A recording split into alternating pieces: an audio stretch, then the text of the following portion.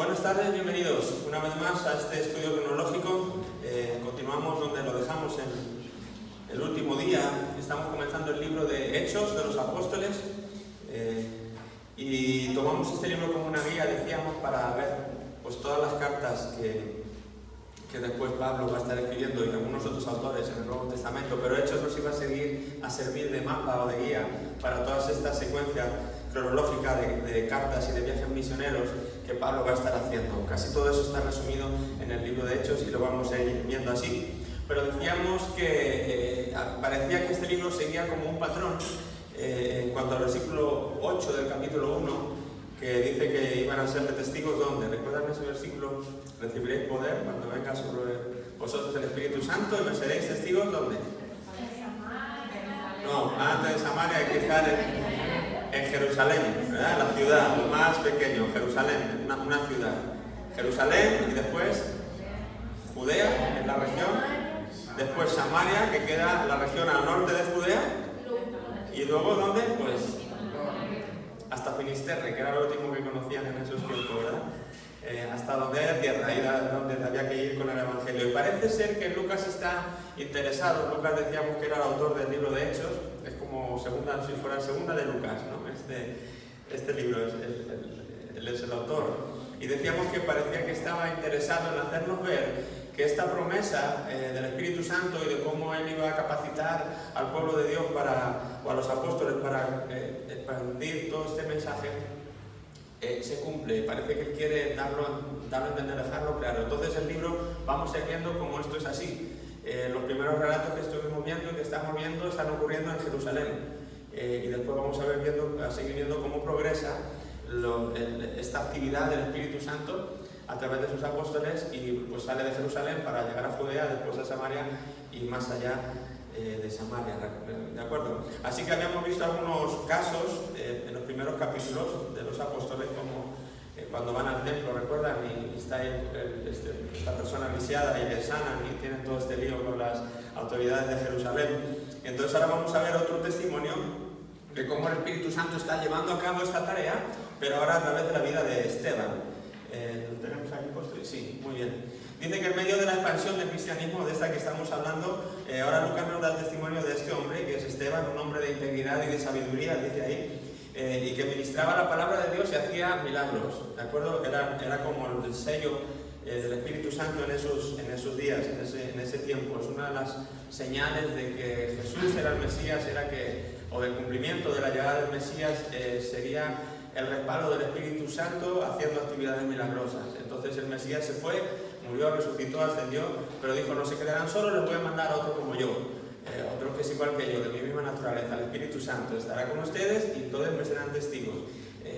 Claro, no ser testigos racionalmente o solamente pasar los conocimientos, sino que ese mismo Espíritu que estaba en el Mesías ahora está también presente y activo en la vida de los seguidores del Mesías, de los apóstoles. Así que él capacitó a Esteban para poder hacer señales milagrosas, aparte de confirmar la palabra que él hablaba. Dice que le acusan falsamente de blasfemia y tuvo que comparecer con ellos ante el gran Sanedrín, que es el mismo que condenó a Jesús a la muerte. Así que ahí va otro detrás, siguiendo los pasos de Jesús, Esteban, teniendo que defender pues su causa. En esa defensa, él refuta sabiamente las acusaciones que venden sobre él y termina su mensaje con una severa denuncia de los líderes, de acuerdo, a los líderes religiosos, lo cual, claro, enfureció mucho a estas personas, hasta el punto de pues, acabar con él como acabaron con Jesús, no igual, pero casi parecido. Así que deciden apedrearle. Y tenemos ese relato tremendo, ¿no? El primer mártir de la iglesia es este hombre, Esteban, pues que dio su vida por defender la fe y por simplemente creer en aquel que había cambiado su vida y por dejarse usar por el Espíritu Santo de esa manera tan poderosa. Y claro, por acusar, ¿verdad? Por decir también la verdad, de que como Jesús dijo, pues ustedes religiosos, fariseos, están haciendo esto y esto, y no lo están haciendo bien. Así que bueno, ahí tenemos la vida de este hombre.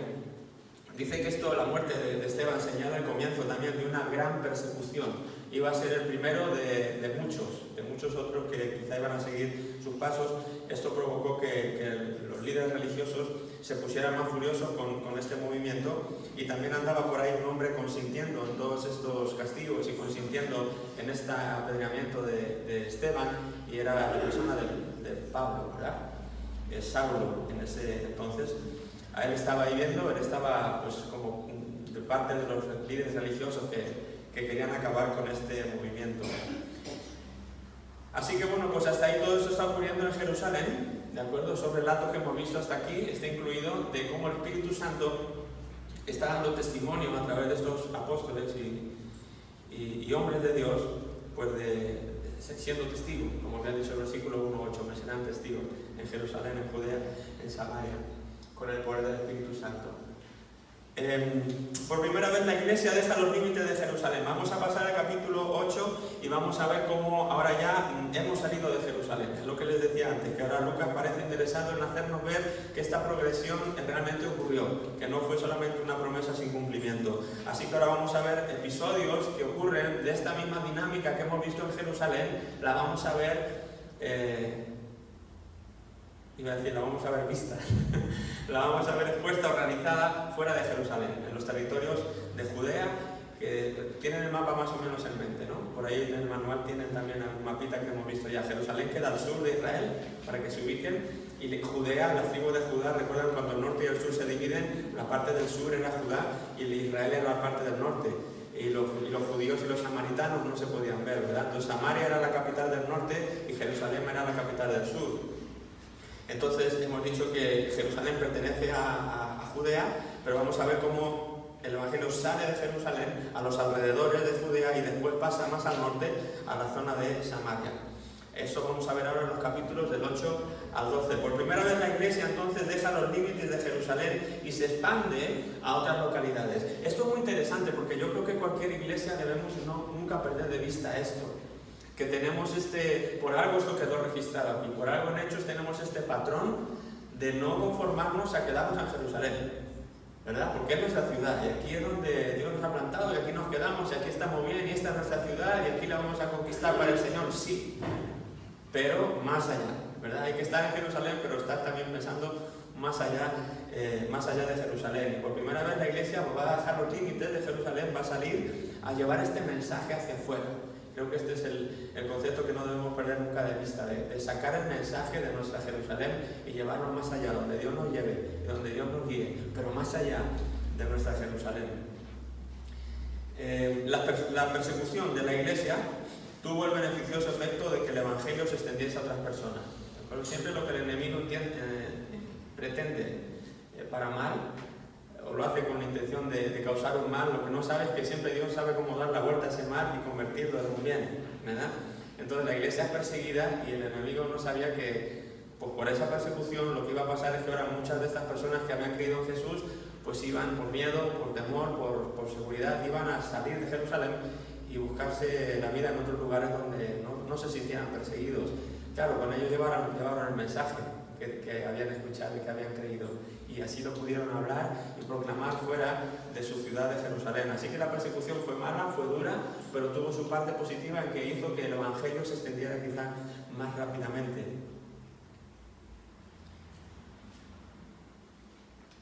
Vemos ahora a Felipe, que es uno de los escogidos junto a Esteban para solucionar el problema de la financiación de las viudas. Recuerdan que había habido en el capítulo 6, no lo hemos leído, porque no estamos viéndolo todo en detalle, pero había habido no un altercado tampoco, simplemente había que solucionar un problema, ¿no? Con el asunto de las viudas de los judíos y ahora de las viudas de los griegos que estaban llegando, que se estaban convirtiendo.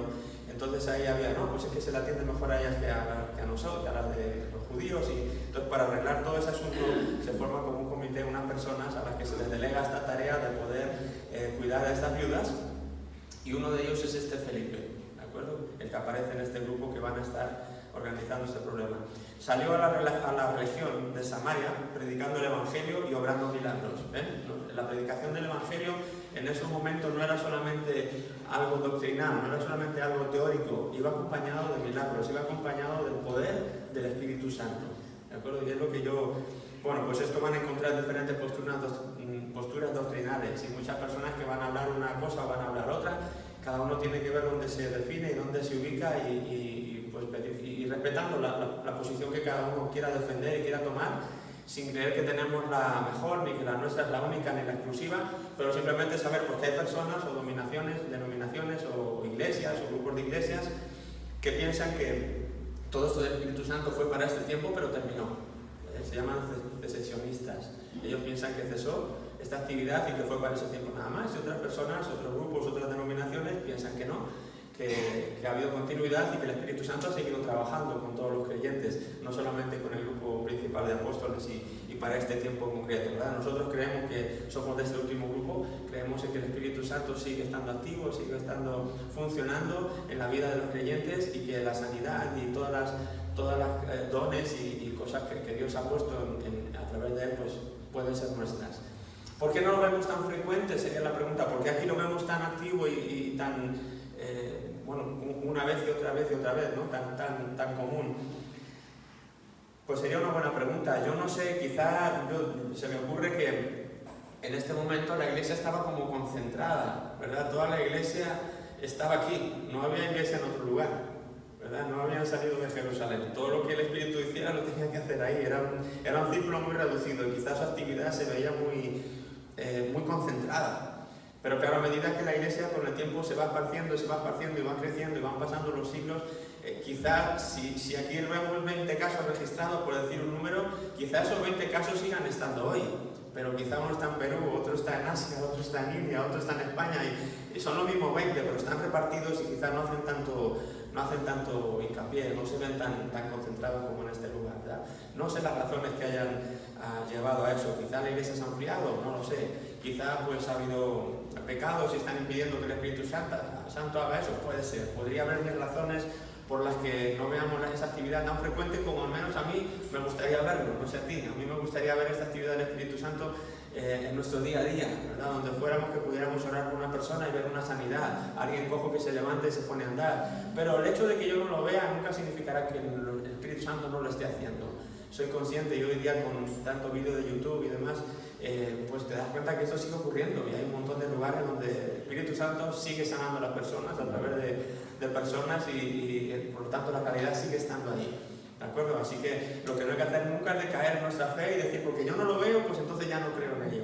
No, nuestra realidad no va a dictar, a dictaminar qué es lo que creemos, ¿no? Lo que creemos lo basamos en lo que la palabra de Dios dice y en este sentido, pues bueno, creemos en esto y tenemos que seguir, pues yo creo que creyendo y presionando para que el Espíritu Santo en su momento y cuando Él lo crea conveniente pueda mostrarse cada vez más en nuestra vida, cada vez más en nuestra iglesia y fuera de nuestra iglesia. Así que este Felipe dice que salió ahora a la región de Samaria. Ahora ya vemos entonces que sale ya no solamente de Jerusalén, sale de Judea y ahora ya va a ir a Samaria y va predicando el Evangelio y obrando los milagros. Dice que esto produjo unos notables resultados de conversiones. Los milagros casi siempre producen conversiones de una manera rápida. Bueno, tampoco hay que dejarse engañar porque luego quizás son conversiones que no son duraderas, ¿no? Podríamos decir. Luego habría que dar un seguimiento, a ver de cuántas de esas conversiones siguen activas. Bueno, eso sería otro proceso, pero casi siempre cuando el Espíritu Santo tiene una actividad y la gente lo ve, algo como un imán, algo que atrae, que la gente se convierte, que entrega su vida a Dios y pues quiere seguir y quieren ver esto, ¿no? Entonces sí es un buen método obviamente evangelístico para ganar almas, que el Espíritu Santo sane, que el Espíritu Santo actúe con sus dones sobrenaturales en medio de su pueblo. Eso siempre trae conversiones. Y en este caso estaba pasando entonces ahora ya en Samaria también. Tras esta noticia de que estaba pasando esto, envían a Pedro y a Juan para ver si era cierto que los samaritanos se estaban convirtiendo genuinamente. Sí, ahora claro, recuerden, estamos hablando de los samaritanos. No estamos hablando de cualquier otro pueblo o región, estamos hablando del enemigo público número uno de los judíos. Judíos en los tiempos de Jesús, que estaba muy reciente, judíos y samaritanos no se podían ni ver. Sí, no era un pueblo, ya vimos cuando vimos el Antiguo Testamento de dónde venía toda esta disputa. Recuerdan, desde la separación norte y sur y todo esto. Pero en estos tiempos seguía siendo una realidad. Claro, aquellos con los que Jesús había empezado, con los judíos, lo último que querían era una especie de Jonás, ¿verdad? Que no querían que los de Nínive se salvaran. Pues una cosa parecida. No, Señor, qué bien que estás aquí con tu pueblo, pero no, hombre, no irás a Samaria.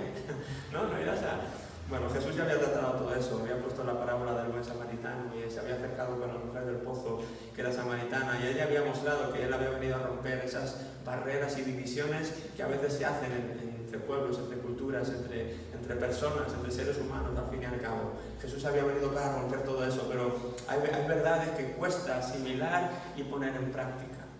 Y esta era una de ellas, ¿no? Que Jesús había explícitamente dicho que el amor suyo debería alcanzar a todos los seres humanos. Y que eso incluye a los samaritanos, pues quizás no era fácil ir a un samaritano y decirle Dios te ama y Dios está interesado en ti, ¿verdad? Pero bueno, el caso es que ahora están pasando estas cosas, los samaritanos se están convirtiendo y hay cierto recelo entre los judíos, ¿será verdad? ¿Será que no tendrán otro plan por ahí, verdad? Esta gente, así que envían a estas personas para que envían a Pedro y a Juan para ver si era cierto lo que estaba pasando. Y por medio de estos milagros apostólicos Dios confirmó que así era, que Dios estaba obrando también en medio de ellos y que por tanto eran iguales en la iglesia. Esto fue necesario para mantener la unidad de la iglesia. Estas intervenciones fueron muy buenas porque callaron la boca a aquellos recelosos todavía de que Dios pudiera, o el Espíritu Santo pudiera obrar y actuar en el pueblo samaritano. Bueno, Jesús lo había hecho, pero a lo mejor pero a ver si el Espíritu Santo, no, si el Espíritu Santo nunca va a contradecir a Jesús, es lo mismo, es la misma persona. Así que en Samaria el Espíritu Santo estaba tocando vidas, sanando personas, convirtiendo personas a los pies del Señor, a los pies de Jesús. Así que el Evangelio seguía creciendo por allá arriba. Y llegamos al capítulo 9, que es el capítulo donde nos empieza a hablar de este personaje, ¿no? El que va a ser el apóstol Pablo. Dice que no estaba satisfecho con la persecución que se había originado en Jerusalén, que había empezado con Esteban y que obviamente no se había detenido con Esteban, que se había promulgado pues, el hecho de seguir persiguiendo a los cristianos que se encontraban en Jerusalén. Saulo no estaba satisfecho con eso, dijo, no solamente en Jerusalén, si hay por ahí fuera de Jerusalén más cristianos, vamos a ir a por ellos y vamos a acabar con este movimiento y vamos a acabar con este grupo y le vamos a dar el mismo fin que le dimos a su seguidor y a su líder. Este era Pablo, este era Saulo, este era fariseo aguerrido, religioso, celoso de lo que hacía.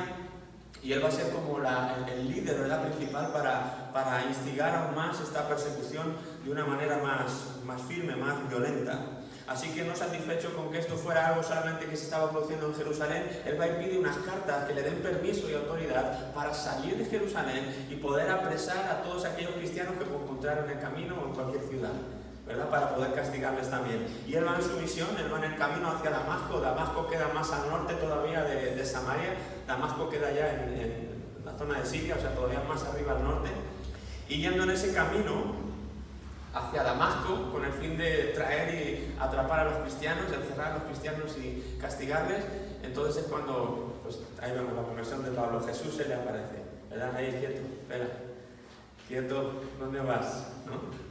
Saulo, tranquilo, tenemos que hablar y habla con él, ¿verdad? Se le presenta, tiene una charla con él, este capítulo precioso, ya seguro que todos le conocéis.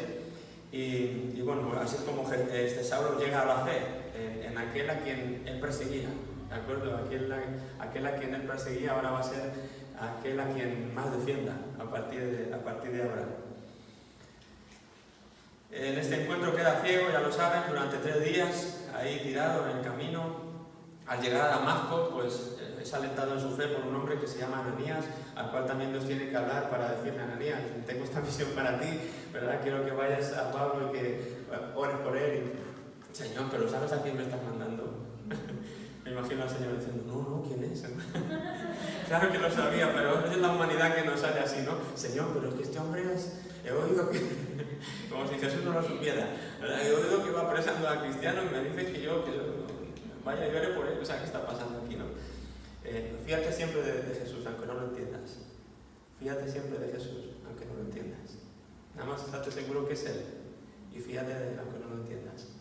Este hombre va allí y Dios ya le prepara a él, prepara a Pablo, prepara a todo para que este hombre de Dios pues empiece a andar en los caminos de Dios. Así que este hombre ora por él y le caen las escamas de los ojos y recibe la vista una vez más. Después de eso pasa un tiempo en Arabia, en el desierto de Arabia, y después de eso regresa y comienza a predicar de Jesús de Nazaret como el Mesías, pues en su ciudad, ¿no? y donde él iba. Claro, imagínense, Saulo había salido Saulo había salido como un pionero de la persecución cristiana. Le habían dado cartas como decir, bueno, pues tú eres nuestro paladín, tú eres nuestro, venga, toma, el brazalete de capitán, ala, vete y persiga a los cristianos y los traes. Y de repente, pues esta gente estaría, oye, este Pablo tarda mucho, ¿no? ¿Qué le está pasando a este? ¿Sabe que no? Vaya trabajo estar haciendo, será que he encontrado muchos de estos cristianos por el camino, pues parece que no llega, ¿no? Cuando pasan después de muchos meses y llega, pues resulta que el que llega, que tenía que venir con un saco de cristianos, pues viene con un saco de cristianos pero abrazados a ellos, ¿no?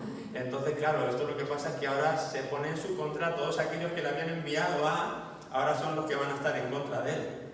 ¿Sí? Los que antes le daban su apoyo ahora son los que van a estar en contra. ¿Cómo? Que ahora Pablo se ha convertido y ahora pues lo que van a querer es también ellos perseguir a Pablo. Ahora se enemistan los judíos con Pablo por lo que había hecho. El perseguidor se había convertido ahora en el perseguido. ¿De acuerdo? Ahora era el perseguido. Y en un enérgico predicador de la fe que antes quería destruir. El Señor le reveló que tenía una misión especial para que cumplir. ¿De acuerdo? Y eso era llevar el Evangelio a todo el mundo gentil. ¿De acuerdo? O sea que esto es igualmente confirmando lo que Lucas nos decía al principio. Jerusalén, Judea, Samaria y lo último de la tierra. O sea, gentil era cualquiera que no fuera judío. O sea, cualquier nación que no fuera Israel era una nación gentil. Así que Dios está escogiendo ahora a Pablo como un instrumento especial para llevar el Evangelio, sacar el Evangelio de todo el contexto judío y llevarlo a todas las naciones gentiles del mundo.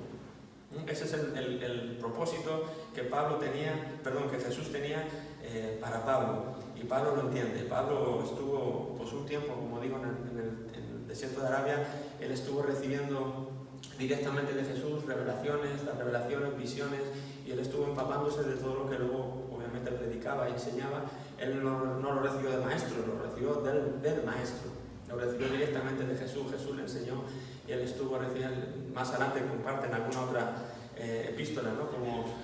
Como este hombre dice, no sé si ven el cuerpo fuera del cuerpo, pero fue arrebatado al tercer cielo. ¿Recuerdan cuando él habla de eso, ¿no? Y vio cosas increíbles que ni aún puede expresar ni decir.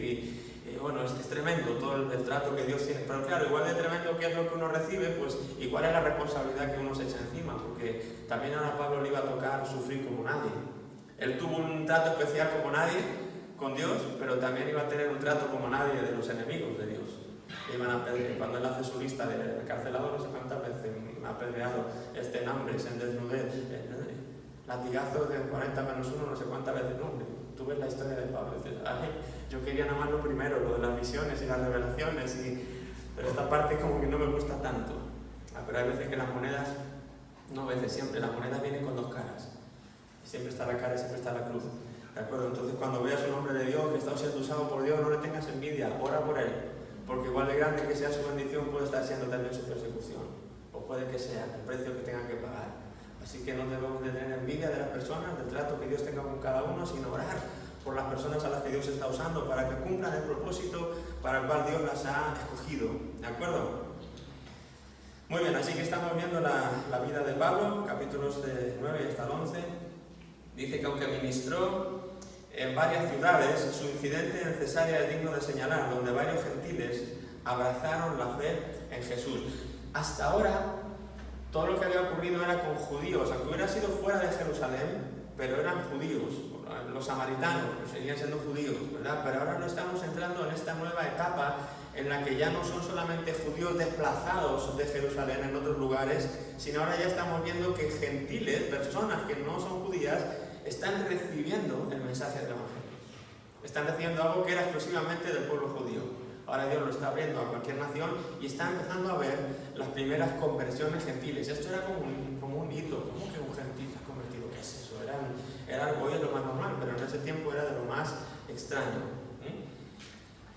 Ahora que a través de Pablo, gentiles, no judíos, gentiles, están abrazando la fe en Jesús. ¿De acuerdo? Tras responder al mensaje de Pedro, el Espíritu Santo confirmó la validez de su fe mediante señales sobrenaturales iguales que las que se habían producido en Pentecostés. ¿De acuerdo? Dios tiene que intervenir y demostrar que esto era obra suya, porque si no los judíos nunca lo hubieran recibido. Eran muy celosos de lo suyo. Esto era su religión de antaño, desde el padre Abraham venía esto y esto era exclusivamente de los judíos. Entender que Dios quería sacar esto a los judíos y dárselo a todo el mundo. Para nosotros es muy fácil, para ellos en ese tiempo era súper complicado. Necesitaban el respaldo de Dios, necesitaban ver cosas sobrenaturales, ver que realmente Dios mismo estaba haciendo esto, porque si no, no lo hubieran aceptado. Quizá ni el propio Pedro. Y por eso tiene esta visión, ¿no?, de este cuadro que aparece, esta sábana llena de animales inmundos, y oye, Pedro, mata y come. No, Señor, yo jamás he entrado nada inmundo en mi boca, yo no voy a comer esos animales, eran animales prohibidos, ¿verdad?, para el judaísmo. Yo jamás, no, Pedro, lo que yo he santificado, lo que yo he limpiado, no llames esto inmundo. Entonces Pedro está empezando a entender una nueva realidad que tenían que entender, que era que Dios estaba sacando la gracia o la salvación, la estaba sacando del pueblo judío a cualquier persona, de cualquier lugar, de cualquier nación. Así de fácil, ¿verdad? Y esto les costó mucho digerirlo, incluso a los apóstoles, que habían habían oído quizá de Jesús y bueno, no lo estaban sabiendo digerir del todo bien. Pero el Espíritu Santo, ¿quién iba a poder hablar en contra de una actividad del Espíritu Santo en una persona? Eso calla la boca de todo el mundo, ¿verdad? Si tú ves que una persona está hablando en lenguas y que ves como en Pentecostés y que una llama de fuego, ¿cómo vas a decir, no, eso no es de Dios, ¿verdad? No, es lo mismo que te pasó a ti, es lo mismo que tú dijiste, el Espíritu Santo está aquí. Pues si ahora lo estás viendo ahí, tienes que decir, pues esto será de Dios. ¿Será que entonces sí es cierto que Dios quiere darle el Evangelio a todas las personas? Así que se ve esta actividad ahora en los gentiles. El Espíritu Santo es derramado sobre los gentiles de la misma manera que fue derramado sobre los apóstoles en el aposento alto. Esto es como que ¡wow! ¡Wow! ¿Qué es esto? Está pasando, se está abriendo el movimiento, se está globalizando. Pedro da testimonio de esto, como digo. Esto hizo evidente para los creyentes judíos que Dios había introducido a los gentiles en la iglesia como iguales a los judíos. Ya no había distinción. Pablo más adelante dice, ya no hay hombre y mujer, ya no hay griego ni gentil, ya, ¿verdad?, ni esclavo ni libre, ya todos somos uno en Cristo. No hay diferencia, se han roto las barreras. Estamos viendo aquí cómo las barreras se estaban rompiendo y había una gran barrera, un gran muro, como ese que quiere levantar Trump. Así de grande era el muro que había entre judíos y el resto de las naciones. Y eso necesitó la intervención de Dios para poder romper ese muro. Pero para Dios no hay muros grandes, eso sí, que lo sabemos. Así que Dios está rompiendo este muro de distinción entre judíos y gentiles, y el elemento escogido es el apóstol Pablo. Él va a ser el instrumento escogido para poder hacer esta tarea ardua, difícil y que le costó pues todo al apóstol Pablo. Vamos a irlo viendo durante todo el transcurso que veamos la vida de Pablo, sus epístolas, sus cartas, todo lo vamos a ver en cada una de sus cartas. Dice que esta lección habría de ser vuelta a aprender en varias ocasiones en los años sucesivos. Es como lo de los vellones. A mí me recuerda a los vellones de Gedeón. Señor, pues si esto eres tú, pues que el vellón se moje y la tierra esté seca. Y cuando sale y ve que sí, que ha sido así, Señor, pues ahora que el vellón esté al revés, ¿no? De como lo he dicho antes, no me acuerdo cómo lo he dicho. Ahora que esté mojado o seco y la tierra mojada. Y al rato sale y... Señor, ahora que... y no paramos de poner pruebas y pruebas. Aquí era un poco igual. Dios ya había hecho esto en alguna ocasión, pero era como que se necesitaba hacer varias veces para que esto calara en la mente judía. Esto ya no es nuestro, esto ya no es solo nuestro, esto ya no tenemos la exclusividad. Esto ya es de todos, esto ya es de todos. Era un mensaje que había que repetir una y otra vez porque, como digo, después de una tradición y de una manera de trabajar con ellos milenial, de siglos, pues no iba a ser fácil que dijeran, sí, pues qué bien, claro, todos están bienvenidos. No era tan fácil como eso. Desde este lado, ¿verdad?, desde el mundo gentil y desde 2000 años después de Jesús se ve como, qué tontería, pero desde ese instante, desde ese momento en el que ellos les tocó vivir, no era tan fácil. A ver, que eso se ha quedado un poquito atrás, perdón, es que yo le doy, pero no siempre actúa. Ahí está. La llegada del Evangelio a la ciudad siria de Antioquía, ¿de acuerdo? Ya está llegando el Evangelio a la ciudad siria, obviamente ciudad gentil, fuera de Israel ya. Esto provoca una nueva fase de evangelismo en la vida de la iglesia. La iglesia en Antioquía vino a ser la primera en ser predominantemente gentil. Allí, por primera vez, Pablo y Bernabé ministraron juntos ampliamente entre los gentiles. Se van a formar como dos campamentos, por así decirlo, principales. En el sur, en Jerusalén, se va a quedar el campamento principal, digamos, de donde salió todo, ¿verdad? Donde, digamos, la iglesia madre, por así decirlo. Y ahí va a ser como el cabeza, el dirigente de eso es el apóstol Pedro. Y de hecho, todo este libro de Hechos, que tiene un carácter también transicional, nos está hablando de todo este campamento y de toda esta parte judía del cristianismo y de la figura de Pedro como predominante, pero vamos a ver que a partir del capítulo 13, ya 14 y 15, ya cambia y ahora vamos a ver la figura predominante no va a ser Pedro sino Pablo, y el campamento que Pablo establece, que esto va a estar en la ciudad de Antioquía, ¿de acuerdo? Este va a ser ahora el campamento gentil, va a haber como dos mundos, por así decirlo, el mundo judío y el mundo gentil, que aunque ya no había barreras y ya todos debían ser uno, pero obviamente aquí había un cierto personas de esta nacionalidad y de esta cultura y de este trasfondo, y en Antioquía pues iba a haber gente de otra cultura, de otro trasfondo, de otras nacionalidades. Pedro estaría en el sur, en Jerusalén, y Pablo básicamente va a estar encargado del núcleo o del foco que había en Antioquía. Luego voy a poner un mapita ahí y vamos a ver bien dónde está Antioquía. Entonces allí ahora se forma una iglesia por primera vez predominantemente gentil. Quiere decir que si había 100 personas, pues 80 eran gentiles y 20 judíos, mientras que antes siempre las iglesias eran todas judías, o las sinagogas eran exclusivamente judías, no había nadie más, porque eso era algo suyo. Y si se iban convirtiendo algunos, pues bueno, podía entrar alguno que otro gentil cuando ellos ven que ya Dios está abriendo eso a los gentiles, pero el aspecto de la iglesia de Jerusalén era un aspecto judío, ahora el aspecto de la iglesia de Antioquía va a ser prácticamente gentil. Y esto era una novedad, esto nunca había pasado, era la primera vez que estaba ocurriendo. Ahí es donde van a ministrar entonces a todo este mundo gentil, Pablo y Bernabé. Esto es como lo de los evangelios. ¿Recuerdan cuando vimos que había 4 evangelios y cada uno tenía como un mensaje con énfasis distintos dependiendo de la cultura en la que estaban hablando? ¿Recuerdan que veíamos eso? Esto es igual, tú no puedes hablar lo mismo, el mensaje, o explicar lo que es Jesús y las enseñanzas de Jesús. No es lo mismo explicárselas a los judíos que ahora explicárselas al mundo gentil. ¿Verdad? Con los judíos es una historia diferente, trata más bien sobre si era o no el Mesías, el cumplimiento de las profecías del Antiguo Testamento, toda su cultura, toda su historia. Al mundo gentil no le podía decir nada de eso porque lo desconocían.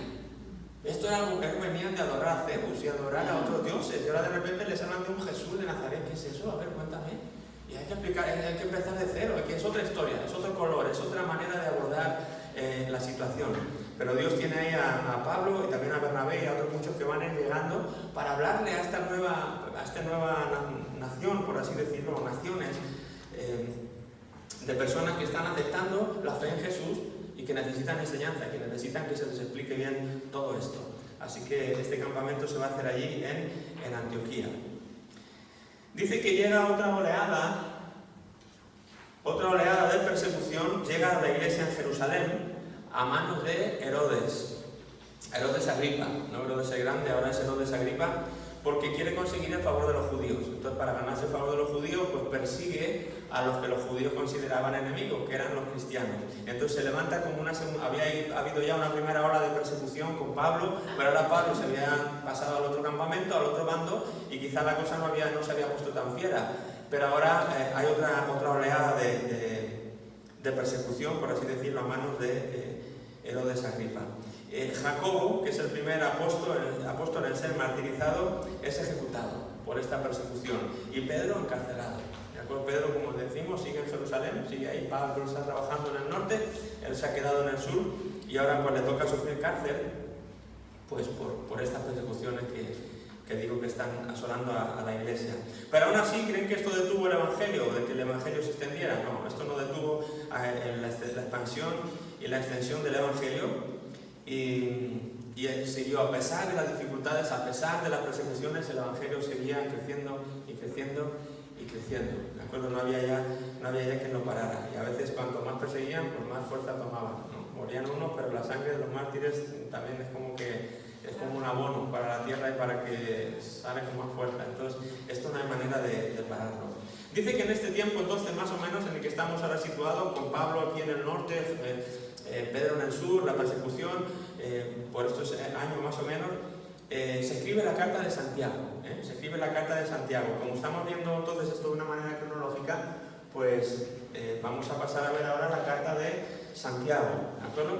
Tienen una hojita ahí que yo no la tengo aquí puesta, que pone cronología de las cartas, me parece, del Nuevo Testamento. ¿Sí? ¿La tienen ahí? Bueno, eso es una cronología que he hecho. Es mi cronología en el sentido de de que igualmente, como les he dicho antes, yo creo en el Espíritu Santo, pero hay otras personas que no creen en el Espíritu Santo. Yo creo que esa cronología podría ser más o menos acertada. No puedo decir que es la más fiable, porque los teólogos más expertos que han dedicado su vida a estudiarlo se ponen de acuerdo en cuanto a las fechas, de cuánto, ¿no? Muchas cosas sí, pero hay muchos detalles que uno dice, yo creo que esta se debió escribir en este año, ¿no? Pero es que parece por esto indicar que se escribió en el otro. Y al final ves como diferentes campamentos, diferentes teorías para cuándo se han ido escribiendo las cartas, algunas de ellas, otras están muy claras, pero algunas de ellas no están tan claras.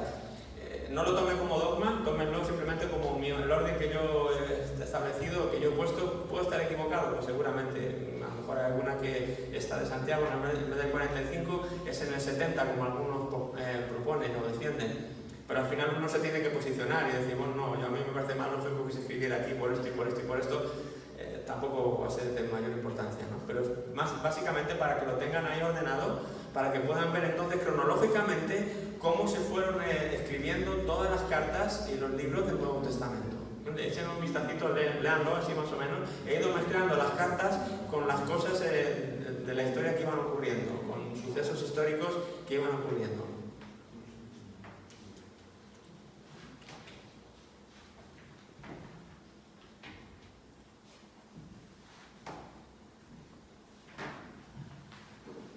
Dame este lado un momentito, por favor.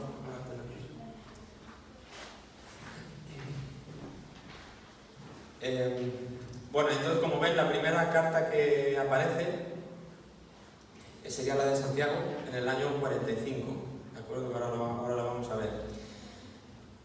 Después de estas empezarían las cartas y los viajes misioneros de Pablo. ¿De acuerdo? Cuando saben que hizo 3 viajes misioneros. Pablo hizo 3 viajes misioneros y en eso fundó iglesias, y a esas iglesias luego les escribió las cartas. Entonces, en el año del 47-48 fue su primer viaje misionero, duró 2 años, y lo relatan en Hechos 13 y 14. En el año 49 entonces vino la carta que él escribe a los Gálatas. Después, del 49 al 52, pues vuelve a hacer otro viaje misionero, y después en el 50 y en el 51 escribe a los tesalonicenses las 2 cartas que hay. Lo ven así como lo que va ocurriendo en los años, ¿verdad? Que duran los viajes, qué cartas se escriben en cada viaje, etcétera, etcétera. Y se van intercalando también por la carta de Judas, por ejemplo, en el año 60, ahí está, o después del 60-62, Pablo es arrestado y escribe todo eso desde su arresto que él tiene. Después, pues lo que le va ocurriendo en el transcurso de su vida, hasta que finalmente en el 64 es encarcelado o arrestado para ser ejecutado ya, y en el 65 se cree que es cuando lo ejecutan, y ahí se acaba pues toda la lista de cartas que Pablo escribe. O sea, todas esas que ven ahí son las cartas del Nuevo Testamento cuya autoría es de Pablo, ¿verdad? Tesalonicenses, Corintios, Filemón, Colosenses, Efesios, Filipenses, Tito y las 2 de Timoteo. Todas esas son cartas del apóstol Pablo. Tras la muerte de Pablo, todavía hay algunas cartas más que están incluidas en el Nuevo Testamento que no son suyas, y serían las que tenemos ahí: las cartas de Pedro, las cartas de Juan, Apocalipsis y el libro de Hebreos, más o menos con las fechas en las que quizá se pudo escribir cada una. ¿De acuerdo? Esto ahora lo vamos un poco, no lo pierdan esa hojita, vayan, ahora vamos quizá, la pueden ir consultando para decir, ay, Gálatas, ¿cuándo fue? Ah, mira, sí, la escribió aquí en el primer viaje misionero, o después de hacerle, o ¿cuándo escribió tal? Ah, mira, la escribió en este otro lugar. Entonces ahí le vale como de mapa, de consulta, para ver ahora todas las diferentes cartas que vamos a estar viendo. Muy bien, vemos Santiago entonces, la carta de Santiago, que nos habla de la importancia de una fe viva. Santiago nos habla de la importancia de tener una fe viva. Como introducción, esta es la primera de las llamadas epístolas o cartas. Carta y epístola, vamos a decir que es lo mismo, ¿vale? Obviamente, si fuera a la universidad, se tirarían una semana discutiendo la diferencia entre carta y epístola, pero aquí no vamos a entrar en esos detalles, obviamente. Vamos a hablar solamente de que da igual carta o epístola, pero entonces esta de Santiago es conocida como una de las epístolas generales. ¿Qué significa que es una epístola general? Pues que está dirigida a todos los cristianos en general y no a ninguna persona concreta, como pudiera ser la carta a Tito o la carta a Timoteo, ¿verdad? No está escrita a una persona, está escrita a los cristianos en general, y tampoco está escrita a una iglesia concreta, sino en general, a los cristianos, donde quiera que estén, se les habla y se les da estas instrucciones que Santiago está dando. Este grupo de de cartas o de epístolas generales que digo lo componen lo que ven ahí. Santiago, primera y segunda de Pedro, y primera y segunda y tercera de Juan, y Judas. Esas son las epístolas que están escritas a los cristianos en general, ¿vale? Por eso se llaman epístolas generales. ¿Quién es el escritor entonces? ¿Quién es este Santiago que aparece ahí escribiendo esta carta en el Nuevo Testamento? Bueno, dice Santiago en el versículo 1, capítulo 1, versículo 1, Santiago se presenta a sí mismo y dice: Santiago, siervo de Dios y del Señor Jesucristo. O sea, él mismo se identifica como el autor de esta carta desde el primer versículo. ¿Quién es este Santiago? Bueno, este Santiago es el hermano de Jesús, ¿de acuerdo? Hermano, medio hermano de Jesús, hermano carnal, no hermano en la fe. Es el hermano de Jesús, hijo de María y de José. Jesús no era hijo de María y de José, ¿verdad? Lo saben, hijo de María, pero no era de José.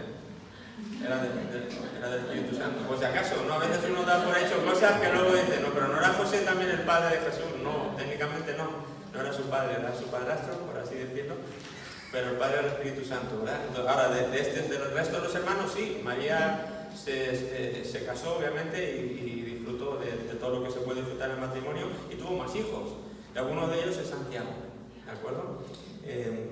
Es el hermano del Señor, es una variante del nombre Jacobo. A veces se pone Jacobo, a veces se pone Santiago y están hablando de lo mismo. José y Pepe, pues Santiago y Jacobo es lo mismo. El nombre aparece unas 40 veces en el Nuevo Testamento y en referencia a 3 personas distintas. O sea, cuando la Biblia nos habla de Santiago o de Jacobo, tienes que preguntar, ¿y este qué será?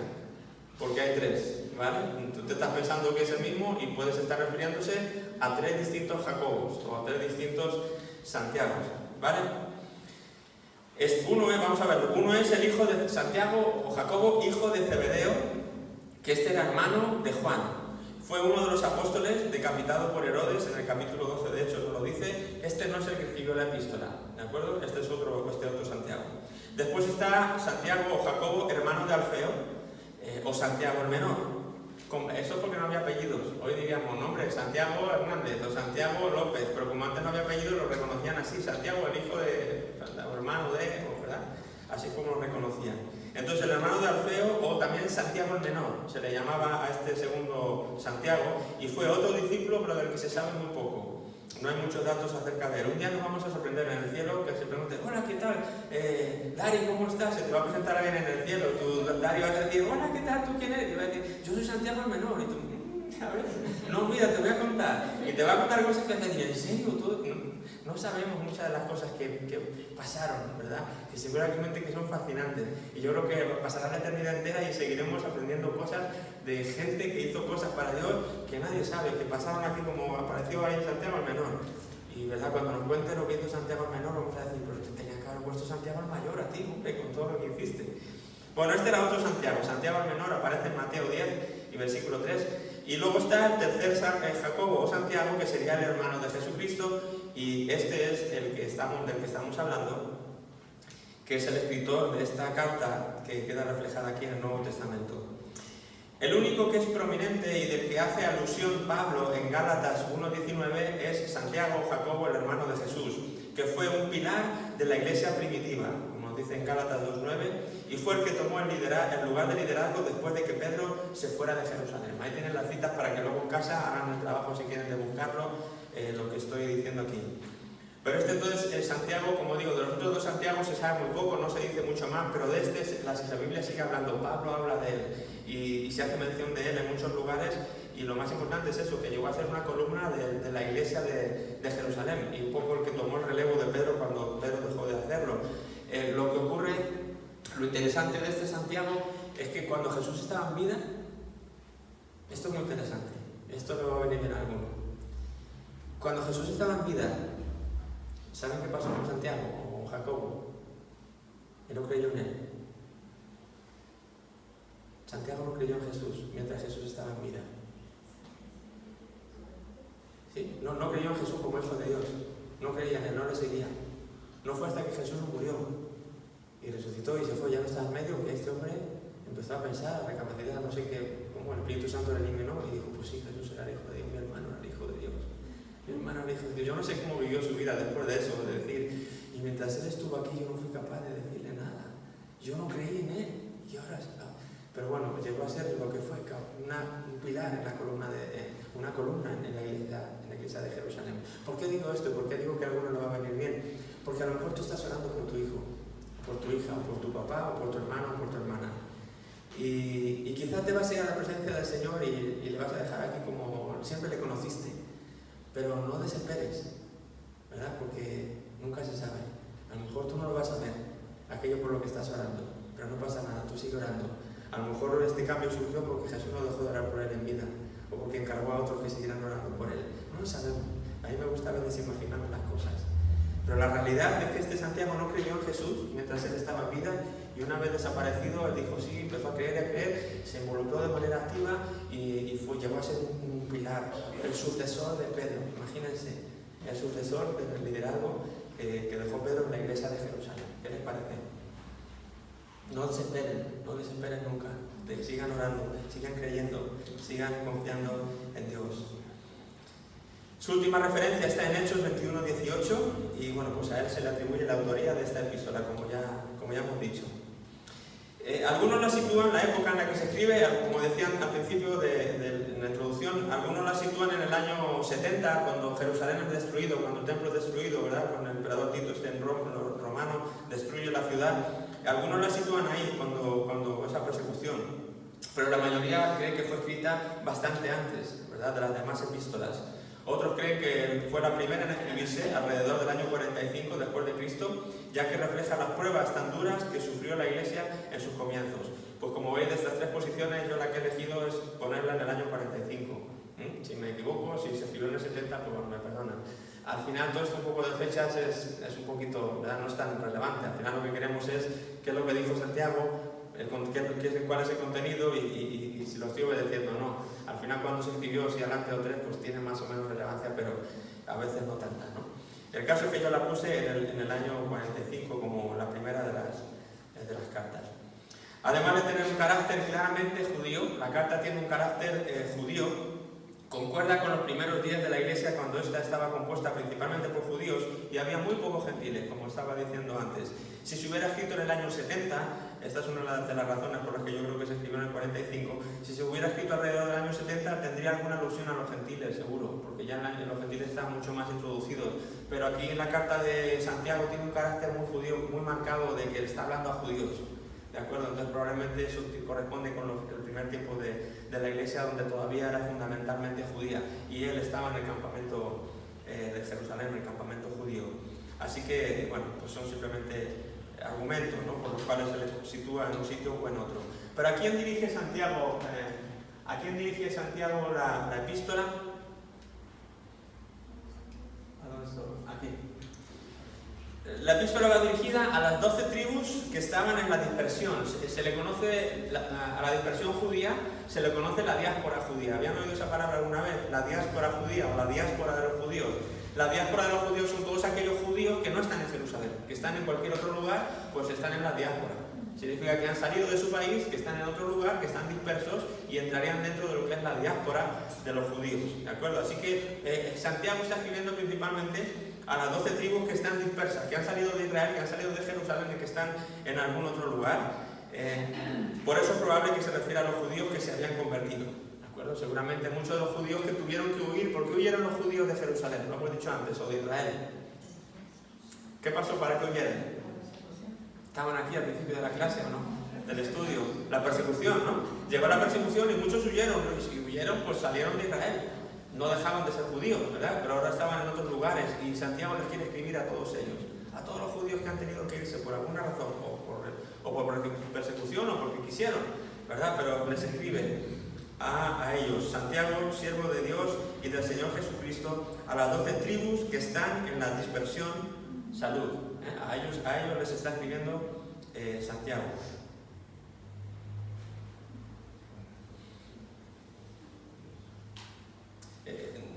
Estoy reflexionando al leer el versículo 1, ¿no? Que se ve como el trato del Espíritu Santo en la vida de este hombre. Humildad, ¿no? Yo no sé si hubiera dicho, si yo hubiera sido Santiago, ¿no? Yo no sé si hubiera dicho Juan Ángel, hermano de Jesús. Hermano de Jesús, por cierto, hermano. Él no se identifica como el hermano de Jesús, ¿eh? No, el siervo de Dios y del Señor Jesucristo. Está reconociendo a su hermano como Dios y por lo tanto se somete a él, ya deja los lazos familiares, deja a un lado cualquier cosa y dice, y este es el Señor, ¿verdad? Yo me identifico como un siervo del Señor. Ya no veía a su hermano con desdén, ya no veía a su hermano como ni siquiera que no era hijo de Dios, ahora le veía ya no ni como un familiar, sino como un siervo de Jesús, el Mesías. Entonces escribe a las 12 tribus dispersas por todos los territorios. Aunque la epístola tiene un énfasis judío, como digo, porque está escribiendo a los judíos, ¿de acuerdo? Igual que ¿quién escribía de los evangelios? ¿Quién escribía a los judíos? ¿Quién recuerda? Mateo. Mateo escribía a los judíos y por eso ves un énfasis judío en cuanto a las alusiones que hace, comentarios de profetas o cosas históricas que ellos van a entender y van a conocer. Entonces, Santiago en su carta, en su epístola, también se ve este énfasis judío a la hora de escribir. Se ve que está escribiendo a judíos. Dice, aunque la epístola tiene un énfasis judío, aunque sí es cierto que esto es así, la aplicación de lo que Santiago le está diciendo a estas personas no es una aplicación solo si eres judío. Que tenga un carácter judío no significa que solamente los judíos lo tengan que aplicar a su vida, ¿no? Esto, aunque tiene un énfasis judío, es para todos los cristianos, al final, ¿no? De todo el mundo, de cualquier época, porque este libro es atemporal, ¿verdad? Sobrepasa los tiempos y habla a cualquier persona en cualquier lugar. Así que aunque se ve ese énfasis marcado en la epístola, es igual de práctico y de aplicable para cualquier cristiano en cualquier lugar. Santiago escribe a estos cristianos esparcidos en la diáspora con dos propósitos principales en mente. ¿Por qué les escribe a estas personas que han salido de sus ciudades, de su país, por motivos de la persecución? Bueno, primero lo que quiere es alentar a estos cristianos. Les quiere alentar a estos cristianos que están siendo perseguidos o que han salido por la persecución. Quizá algunos han salido después de haber sufrido ya el castigo, no lo sé. Pero les quiere animar a que sean pacientes, ¿verdad? Les dice, ánimo, sé lo que han pasado, sean pacientes, resistan y pongan su mirada en Cristo en medio de la prueba. Entonces, ¿esto es solo algo que tienen que hacer los judíos? Pues no. Ahora nosotros tenemos que coger este texto y contextualizarlo, traerlo a nuestra cultura, traerlo a nuestro país, traerlo a nuestra situación y decir, estoy sufriendo alguna persecución de algún tipo, estoy sufriendo alguna prueba, estoy sufriendo alguna tribulación, estoy sufriendo alguna dificultad en mi vida. Sí, ¿qué hago? Escucha Santiago. ¿Qué tienes que hacer? Pues lo que Santiago te está haciendo, te está alentando a que seas paciente. Desarrolla la paciencia. Resiste. Y mientras eres paciente y resistes, pon tu mirada en Cristo. ¿Sí? A veces uno quisiera como que no, pues yo quisiera otra cosa, ¿verdad? A veces en medio de la prueba uno quiere algo más, no, pero algo más contundente, ¿no? Paciencia en medio de la prueba, o sea, que me espere. Eso es lo que Santiago está diciendo a estas personas. Sean pacientes, resistan y pongan su mirada en Cristo en medio de su problema, en medio de su persecución, en medio de su tiempo difícil. Santiago respalda que el cristiano puede pasar por pruebas, que Dios lo permite y tienen el propósito de probar nuestra fe. Tienen un propósito las pruebas. Pero nos dice que si vencemos vamos a tener también una recompensa. ¿Sí? Habrá recompensas en el cielo por la obra de cada uno, por la prueba de cada uno, por cómo manejó cada uno su prueba. Todo esto tendrá su recompensa. Pero Santiago les está diciendo, sean pacientes, pongan su mirada en el Señor. Recuerden que aunque sean cristianos pueden sufrir. Lo vimos ya desde el primero de los primeros libros del Antiguo Testamento, el libro de Job, ¿recuerdan? Que era la misma dinámica. Aunque es cristiano, ¿por qué me van las cosas mal? Bueno, porque nadie te dijo que por ser cristiano ya no te pudiera pasar nada malo. Todo lo contrario, lo único que te ha prometido es que Cristo está contigo. Y eso es suficiente. Pero no que todos sus problemas y pruebas y dificultades vayan a desaparecer, y eso no es cierto, y que cualquiera de nosotros lo podemos atestiguar también. Entonces, eso es un motivo por el que Santiago nos está escribiendo a todos estos judíos dispersos de la diáspora. El segundo, les quiere recordar una cosa. Les quiere recordar que la fe genuina, esto requiere recordarles que la fe genuina en el Salvador es más que una mera afirmación de hechos históricos y debe producir como consecuencia una vida transformada. ¿Por qué le está diciendo esto? Dice que al parecer pues la vida de estos primeros creyentes no concordaba con la fe que profesaban. ¿De acuerdo? Como que habían dicho, sí, Jesús es el Hijo de Dios que vino a esta tierra a morir por nuestros pecados y todo, pero pues andaban viviendo vidas desordenadas. Entonces, pues Santiago les escribe, ánimo en su persecución, ánimo en lo que están haciendo, pero también recuerden que si son cristianos deben poner su mirada en el Señor. Si son cristianos deben vivir como Él vivió. Si son cristianos deben comportarse como es digno de un cristiano. Y Santiago nos está recordando todo esto. Al parecer eran culpables de varios pecados, entre comillas, aceptables, como que habían aceptado ciertas cosas como normales o ciertos pecados como normales cuando realmente no debería haber sido así. Por ejemplo, la envidia y la maledicencia, ¿verdad? Eran personas envidiosas, eran personas que, bueno, pues hablaban mal. Y Santiago les recuerda, hey, no vale con decir soy cristiano, no vale con decir si Jesús era el Mesías. Eso está bien, eso salva tu vida del infierno y eso te lleva al cielo, pero mientras vivimos tenemos también un compromiso con Él. Si somos cristianos tenemos que andar como Él anduvo. Así que aparten de ustedes envidias y cosas que no les corresponden como cristianos. Y un bosquejo que tienen ahí que podríamos hacer de la carta, pues podría ser las pruebas del creyente, en el capítulo, los primeros 18 versículos, la genuinidad, lo genuino del creyente, del 19 al 27. Después del capítulo 2 al 5 serían los obstáculos que un creyente puede tener, y por último los retos que un creyente puede afrontar. Del capítulo 5, versículos del 7 al 20. Por hacer un bosquejito de la carta, lo podríamos dividir así en esos cuatro puntos. Y bueno, lo vamos a dejar aquí. Creo que nos ha llegado el tiempo. O ¿cuánto quedan? Bueno, si me dan 5 minutos lo termino por no dejarlo aquí colgado en 2. A mí me quedan 2 de estas nada más. ¿Está bien? ¿Tienen 5 minutos y lo terminamos? Vale, perdón. Vamos a terminarlo para no dejarlo aquí colgado así con 2. El tema de la carta, de Santiago es una ética muy firme, lo que Santiago está proponiendo. Dice, la firme ética de la epístola nos hace recordar, por ejemplo, el Sermón del Monte, de los Olivos, o el libro de los Proverbios de Salomón, ¿de acuerdo? Las Bienaventuranzas o el libro de los Proverbios. El énfasis de la carta está en el versículo 20 del capítulo 2, donde dice que la fe sin obras, ¿qué le pasa? Es muerta. La fe, sino decir que creemos en Jesús, pero no hay obras que lo den a identificar, esa fe no sirve de mucho. Eso es como un bosquejo, como un resumen, por así, un énfasis que el libro tiene. Dice que una fe viva se debe expresar, no puede estar muerta o dormida. Y si no produce buenas obras en todo el tiempo, al final no era una fe genuina. Al final era otra cosa, era una creencia histórica, era lo que tú quieras, menos fe genuina y viva. No era. La fe genuina y viva tiene que tener obras por las cuales uno pueda ver la evidencia de esa fe.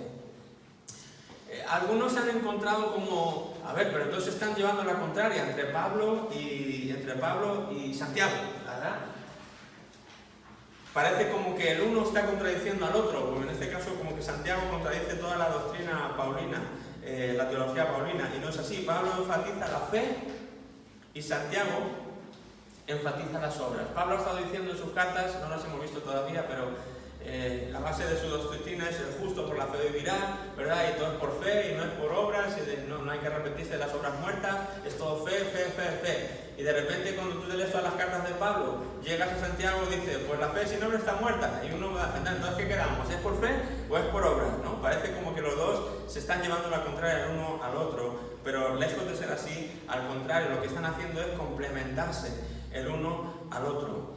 No hay conflicto entre ambas posiciones, ya que la fe y las obras van de la mano, por así decirlo, y se complementan mutuamente. Santiago aplica esta enseñanza a cada área de la vida, en cada área de la vida. La fe está bien, pero las obras deben acompañar, ¿sí? No somos salvos por obras, pero las obras son como una evidencia de que realmente hemos sido salvos, ¿sí? ¿Cómo sé yo si entra una persona por ahí, yo soy creyente? Bueno, vale, eso es una declaración de fe. ¿Cómo sé yo realmente si esa persona, bueno, nunca lo podemos saber, ¿no? Pero ¿cómo sabemos? Pues una manera de poder saber es si esa persona, cómo se comporta. Y cuando yo vea a esa persona que es agradecida, que es buena con los demás, que ama, que demás, yo digo, pues sí, esas son las evidencias de una fe. ¿Sí? Ahí por esas obras yo puedo ver que sí, esa persona es cristiana.